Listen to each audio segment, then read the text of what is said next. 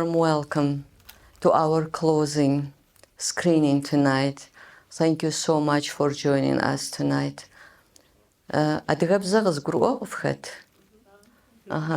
Къеблагъэ, тхьэразэ къыфхъугъ ныщхьэбэ, мыбы фыкъызэрекӏуэлӏар. Дигуапэщ. Добрый вечер, добро пожаловать. Огромное спасибо, что вы пришли. Я понимаю, что ты ехал тоже издалека. Это огромное, большое спасибо. We had a fantastic week, a very busy week. We screened our films in 2 cinemas, here, as you know, and also at Castle Cinema in Hackney. And it was quite successful. We had full houses, or like tonight. That's great. Unfortunately, Mohy couldn't join us tonight, but he sends his love, his greetings to everyone. Thank you. Thank you so much. I'm very happy that we managed to host this festival this year. You know how difficult things are at the moment, but nevertheless, you found time, to give us your attention, your time. You paid for your tickets. That's all priceless. So if you have any questions regarding this film or the festival, I'm here to answer. I'm Luba Balagova. I'm the founder of this festival, the executive producer of this film. Very proud of it. Thank you very much. This story happened in Jordan. You understood, it's Jordanian Bedouins. As you know, the Prime Minister, maybe, those Circassians who are present here, they will know that the Prime Minister of Jordan in 30s, 40s was Kabardian. His surname was Havjogla. So this story happened to his family, to his mother. So it's actually a true story. If you look at it, it's a simple love story. I mean, you wouldn't write a screenplay and put so much production together. We were shooting it in the desert. If you've heard of the wind Khamsina, that is a terrible wind which picks up all sand and so powerful. So we experienced a couple of those which were breaking everything we were building in the desert. So we had few hard experiences. But to put this all together, it was like telling a story of this small immigrant group. In those days, it was Transjordan. The Ottoman Empire, Transjordan was still part of the Ottoman Empire. So the guy who was connecting Circassians and Bedouins, who was making marriage agreement, sort of, the formal, that was a Turkish guy who was the administration of Al Salt. That is a true story as well. So they had to take permission for those official things, etc. It had to be written also on Turkish law, the marriages, not only the Islamic way or Circassian way by the rules of Adıga Habza. So, and also, I heard from Mohy many times, and it's so normal, he couldn't understand. He says, when I was really young, I couldn't understand why my skin color was white. I mean, among these Arab boys, they're my friends. We speak the same language. Yes, I had my own language, but I couldn't understand. I didn't know the background, the their history. They weren't telling their children because they wanted them to be part of that society, of the community. They needed to fit the society. So it was like, it is also by Adghabza. Those who know Adghabza, they say, "Uzaghusam uzighusam zighaku." You have to fit their traditions. You have to fit their rules. So, and then slowly, those Mohydeen boys, they discovered that they actually are not Arabs. They're Circassians. They have their history, their background, and more than that, they have their motherland somewhere in Caucasus, North Caucasus. So that is another story. And we had a dream to make a continuation of Cherkess, because many of those Circassians, the heroes of this film, most of them received Russian passports. They managed, I cannot say that they went back and lived in Russia, not all of them, but it was a great happiness that they could receive Russian passports. Mohy is an immigrant in fourth generation. So his parents, his father was born in Turkish part of Turkey, of Ottoman. So his uncle moved to Transjordan part, and then the whole family followed.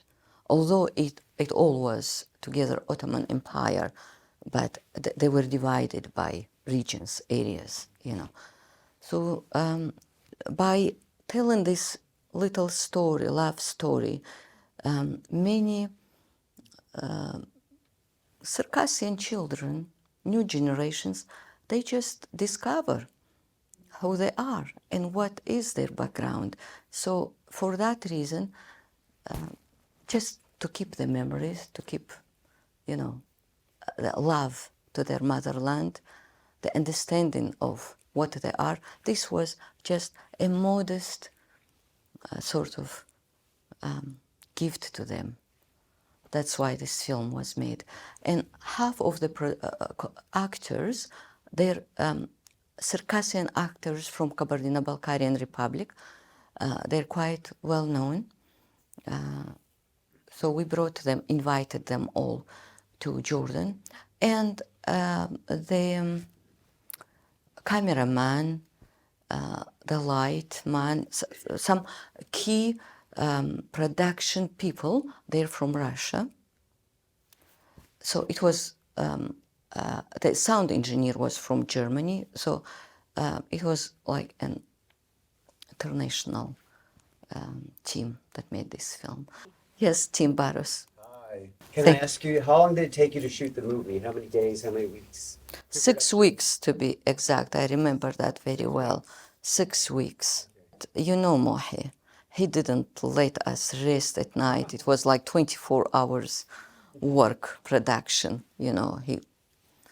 He tortured us. It was a torture. Otherwise, it would take like not 6 weeks.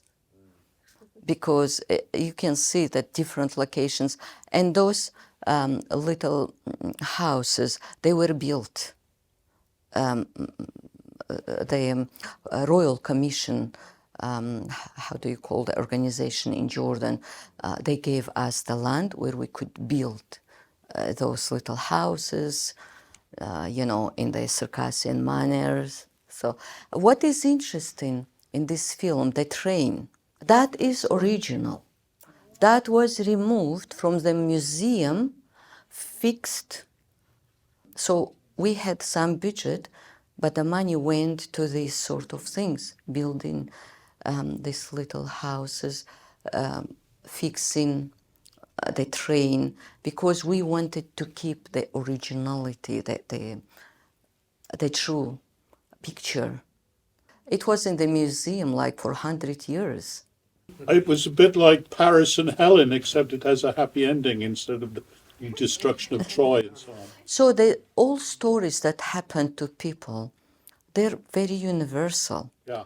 You know, the message of this film is to say that, look, any conflict could be sorted. The script, You have just to put... the script was great. Forgive me, I assume either you or Mohy wrote it. Who wrote it? Mohy wrote it. Is it very true to the original story, or are there certain changes that you made for the sake of telling a perfect story? No, we didn't try to make a perfect story. The fact that that girl survived and she gave to Jordan a prime minister, a future prime minister, they gave to Jordan a Circassian prime minister. So that is, I mean, something. I mean, it was a great prime minister. His sons served the Hashemite kingdom in many countries, in USA, here in the United Kingdom, as ambassadors. So the children that came from that family were absolutely unique.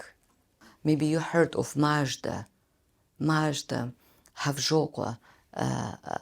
She used to come to all international in 90s when we used to have in Nalchik international Circassian conferences, etc. Majda was a great speaker. She was the head of Circassian Chasa in USA, and she's a daughter of that couple as well. So, I mean, really great people came out of that family. So that's just a true story. I mean, it's a simple story, but it's a true story. Have you discovered any facts, evidence, and if there were any internal policies put in place in Ottoman Empire to facilitate the co-inhabitance between Arab and Circassian, like through these marriages, for example? That question should be addressed really to Mohy, because he's the one, a PhD in history, you know. In my best understanding is that originally, Circassians and Bedouins, they were finding their agreements between themselves. But those Turkish appointed administration guys, they officially were registering. If your child is born, you know, they used to go to Al Salt, to take to Al Salt. I went to those places, very interesting, because Al Salt was a capital, not Amman, in those days. So they would collect, let's say, I mean, one lady brought a baby, another one is pregnant. So they would wait for everybody to bring a baby, then they will take all names to that point, to Al Salt, to that Turkish administration, and they would register. So their role was really something like law, follow the law, but naturally, Circassians and Bedouins, and I believe also in different parts of the world, Circassians, within the traditions of Adiga, they could find agreements with those people where they were living, they had to live. I want to bring you one example, another example. In Israel, in two villages, Kfar Kama and Rikhania, we have two Circassian villages, and have you ever heard any problems they're having? No, you will not hear that, because they're following the rules of the community, of the society. They understand there are guests there. And how was the horse riding episode was shown? I mean, all these periods. They're all, actually, they came from Kabardino-Balkaria.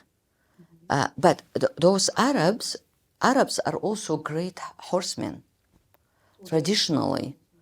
So, and those actors, they didn't use, how do you call those who stuntmen? They didn't use them. They were themselves riding the horses and doing things. Yes.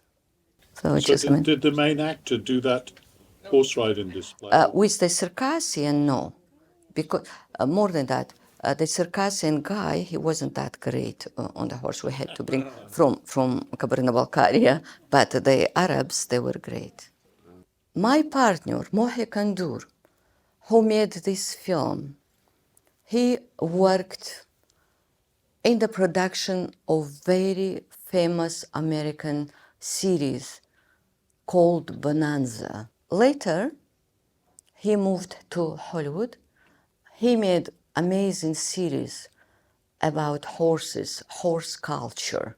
Those series were screened in France. He wanted very much to include the culture of Adghesh, Circassian horse, the Circassian way of breeding horses. He received a visa.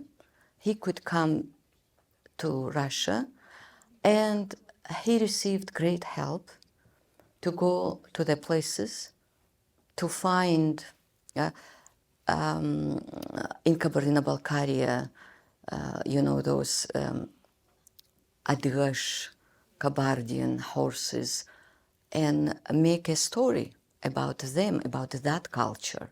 I started making films when I became his wife. I never had any ambitions to become a filmmaker or found a film festival, but this all came from Mohy's spirit. As a wife, I started helping him. So I became the producer of his several international films. And then I risked to shoot my own short film, but I was hiding all the time behind his shoulders. I was showing him as film director, and I came out only when the film was finished. We have Oleg Hill here, who actually played in that short film. In this film, in this, no, but I will try next time to put series about those horses, and we will show the episode about Kabardian horses. It's a very interesting program, actually. I mean, it tells the story how they're breeding, how they're feeding. It's very interesting. It's I mean, they're different in Spain, in Germany, in Jordan. I mean, the culture of breeding is different. If you make some reshooting or the same story, if you take it, what you will change for return of investment? What do you think? Would you change the style and tempo of this film to make it more popular? That's a difficult question, to be honest with you. I would make another film, the continuation of this film, because you see, the style of this film fits the time. Yeah. Now, because we were shooting a story that happened 100 years ago, more than 100 years ago, so yes, they're very slow. They have to think of every word they're saying. We didn't plan to entertain. We just wanted to tell a story. Because there is some sort of missing information in the cinema. This year, in Cannes Film Festival, we attended a Jordanian film, which was in the competition. And the producer came out and said, "This is the first Jordanian film made for cinema," and It was very sad, because actually this film was the first Jordanian film for cinema. So I don't know. I mean, is it because it is a story of Circassians, of the immigrants, or what? I mean, it's still a Jordanian story, isn't it? It is a Jordanian story. So, yeah.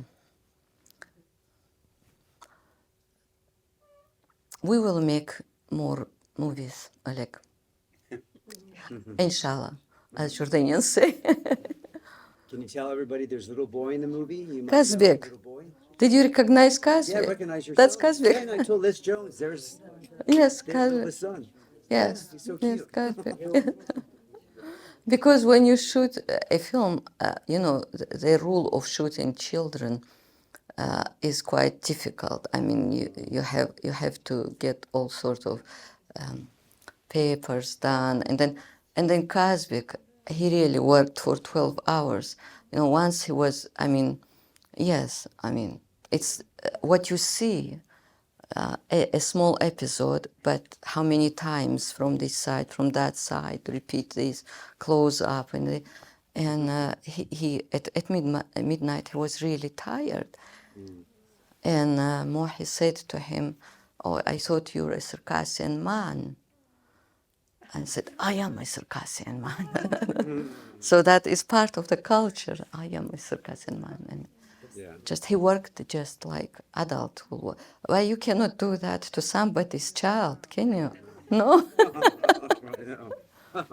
I was taking around a screenplay which we announced at Cannes Film Festival, and it's my dream to make a film about a Circassian princess, Kuchinai Temryukova, who became Ivan the Terrible's second wife, Russian Tsar of 16th century.